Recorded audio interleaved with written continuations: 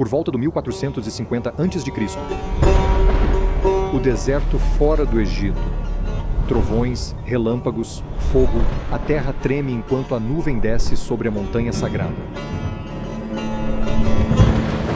O povo está de pé na sua base, aspergido com sangue por Moisés. Este é o Sinai, e Israel está prestes a encontrar seu Deus.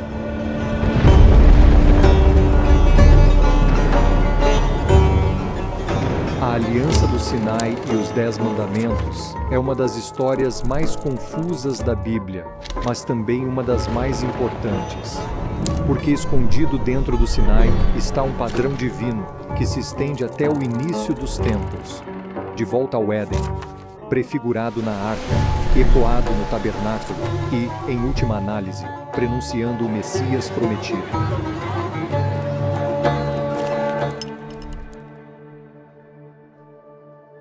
O Sinai era um espaço sagrado que apenas aqueles que estavam lavados e purificados podiam se aproximar, separado por um limite e dividido em 3 zonas, cada uma aumentando em santidade.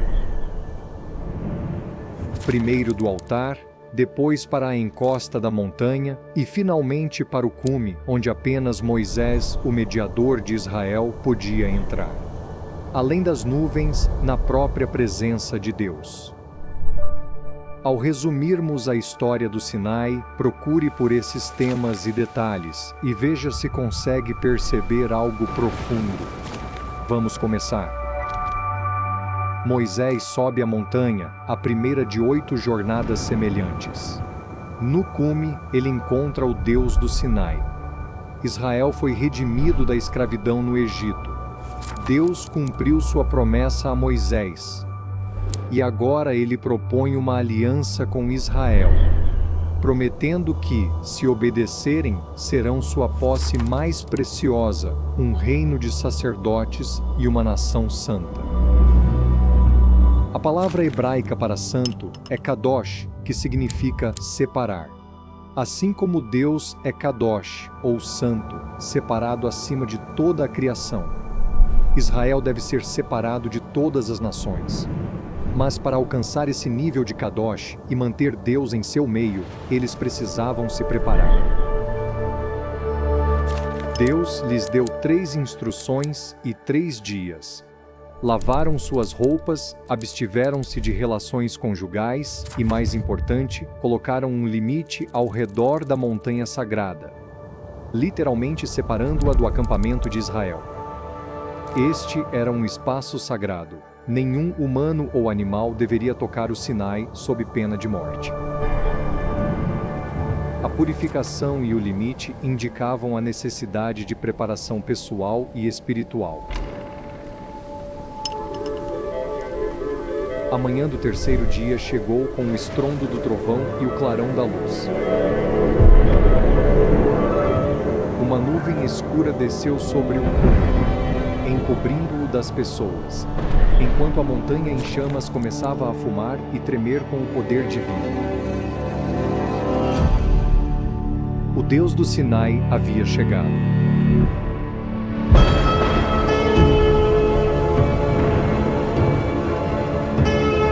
De repente, um som de chifre de carneiro ressoou.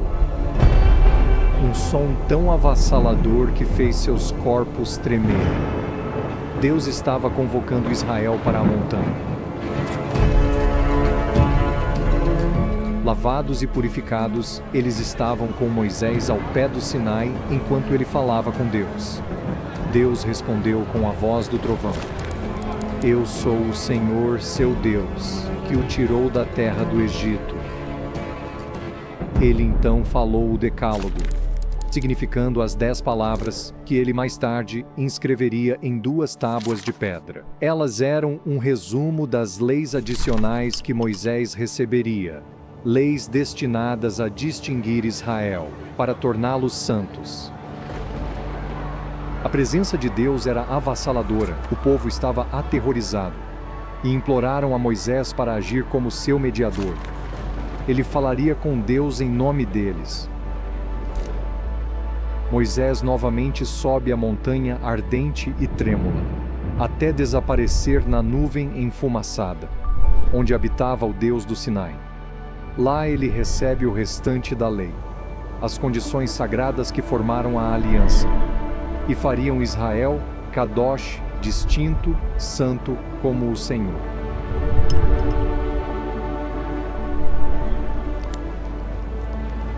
A aliança foi proposta por Deus e aceita pelo povo, mas ainda resta um passo. Israel deve ratificar seu pacto, seu casamento com Deus. Eu serei o seu Deus e eles serão o meu povo. Deus proverá, nutrirá e protegerá. Moisés constrói um altar na base do Sinai, reunindo o povo, ele oferece sacrifício a Deus, espirrando metade do sangue sacrificial no altar. Moisés lê em voz alta a lei dada pelo Senhor e o povo diz em uníssono: tudo o que o Senhor falou faremos. Moisés então faz algo curioso. Ele pega a outra metade do sangue sacrificial e a asperge sobre o povo, dizendo: este é o sangue do pacto, que o Senhor agora faz com vocês. Nos antigos rituais sacrificiais e tratados de pacto, o sangue atuava como agente purificador e vinculante. Aqui o sangue, o símbolo do sacrifício, uniu o povo, enquanto eles se comprometiam a viver pelas leis de Deus. Mas, mais importante, isso os ligava a Deus, representado pelo altar. Essa ligação comunitária horizontal e ligação espiritual vertical é perfeitamente simbolizada no Monte Sinai. Com a aliança assegurada, Moisés novamente sobe a montanha. No entanto, desta vez Deus pede que ele traga outros: Arão, seus 2 filhos e 70 anciãos de Israel. Eles sobem parte da montanha. Logo, eles veem o Deus de Israel entronizado em glória. Lá, eles celebram a aliança comendo uma refeição na presença de Deus, provavelmente festejando com os emblemas do sacrifício anterior, um símbolo de serem bem-vindos a um relacionamento pacífico e de confiança com Deus. Mas há uma última revelação. Deus chama Moisés ao cume. A nuvem escura retorna e o fogo lampeja no topo da montanha. Por 6 dias, Moisés espera fora da nuvem. Até o 7º dia, Deus convocou Moisés e ele entrou nos ardentes Dardens. Por 40 dias, Moisés permaneceu no Sinai sem comida ou bebida, enquanto recebia 2 presentes de Deus. O primeiro, tábuas de pedra com os 10 mandamentos, escritos por Deus, significando a aliança. O segundo, instruções para construir o Mishkan, o tabernáculo, um lugar de habitação para Deus. Conforme orientado por Deus, o tabernáculo deveria ser sagrado ou separado do acampamento de Israel, e composto por 3 zonas: o pátio externo, o lugar santo e o santo dos santos. O pátio era delimitado por uma cerca, uma fronteira sagrada entre o tabernáculo e o restante do acampamento. Aqui, os israelitas, lavados, purificados e convocados por um chifre de carneiro, traziam seus sacrifícios ao altar. Os sacrifícios eram oferecidos pelos sacerdotes, mediando entre as pessoas no pátio e o lugar sagrado, onde apenas os sacerdotes podiam entrar. Dentro estavam o candelabro, a mesa dos pães da proposição e o altar do incenso. A nuvem de fumaça levando as orações de Israel. Um véu protegia a sala mais sagrada, o Santo dos Santos, bordado com querubins, guardando a presença de Deus, acessível apenas por Moisés ou o sumo sacerdote. Dentro estava a arca, contendo as tábuas de pedra, o símbolo da aliança e onde a presença de Deus habitava. Em vez de subir o Sinai, Moisés agora vinha aqui para comungar com Deus. Como você pode ver, o design do tabernáculo não foi por acaso. Suas 3 zonas fazem parte de um padrão sagrado. Era o Monte Sinai em miniatura. O pátio espelhava a base do Sinai, onde Moisés oferecia sacrifícios por Israel. O lugar sagrado modelava o ponto médio da montanha, onde Moisés e os 70 anciãos compartilharam uma refeição, refletido pela mesa dos pães da proposição, cujos 12 pães eram comidos pelos sacerdotes a cada sábado. O Santo dos Santos fazia paralelo ao cume do Sinai, o lugar onde Deus habitava, onde apenas Moisés podia se aproximar. O véu protetor e a fumaça do incenso agiam como a nuvem escura, obscurecendo a presença de Deus. Através do tabernáculo, Israel reencenava a aliança feita no Sinai, proporcionando às gerações posteriores a mesma experiência de encontrar Deus na montanha. Não mais revelado apenas no Sinai, Deus podia habitar no meio de seu povo em todos os sentidos. O tabernáculo era um Sinai portátil. Mas esse padrão sagrado não começou com o Sinai, era um eco divino de muito tempo atrás. Onde quer que a Bíblia descreva o espaço sagrado, ela o faz em 3 zonas. Deus criou o mundo em 3 zonas: os céus, a terra seca e os mares. Essa criação levou 6 dias, assim como Moisés esperou 6 dias no topo do Sinai, enquanto Deus criava os planos para o tabernáculo. Da mesma forma, o Éden, com seus rios fluindo para o mundo exterior, é implícito ser uma montanha, seu espaço sagrado dividido em 3 zonas. O jardim no cume com a presença de Deus, Éden formando a montanha, e o mundo exterior. Até mesmo a Arca de Noé segue esse padrão. Construída com 3 níveis, suas dimensões espelham as do tabernáculo, vindo a repousar no topo de outra montanha, onde Noé construiu um altar e fez uma aliança com Deus.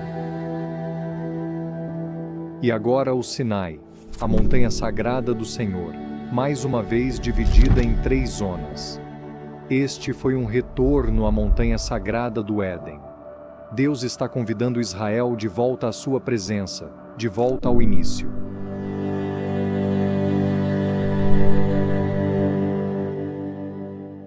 Antes de entrar na terra prometida, Moisés prometeu que o Senhor, seu Deus, levantaria para vocês um profeta como eu. Moisés foi o protótipo. Virá um novo Moisés, outro mediador, outro legislador, e um portador de uma nova aliança. Um profeta, até mesmo um Messias, que traria a verdadeira redenção do cativeiro. Pedro afirmou que Jesus, o Messias, era de fato esse profeta prometido. E o escritor da epístola a Timóteo ensinou que há um só Deus e um só mediador entre Deus e os homens, o homem Cristo Jesus.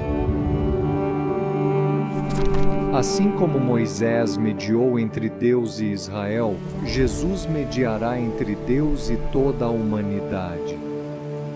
Como o Salvador ensinou, ninguém vem ao Pai senão por mim. Assim como Moisés jejuou por 40 dias antes de revelar a lei na montanha, Jesus jejuou 40 dias no deserto, antes de revelar a lei superior em outra montanha, elaborando e revelando a verdadeira intenção da lei, agora conhecida como o Sermão da Montanha.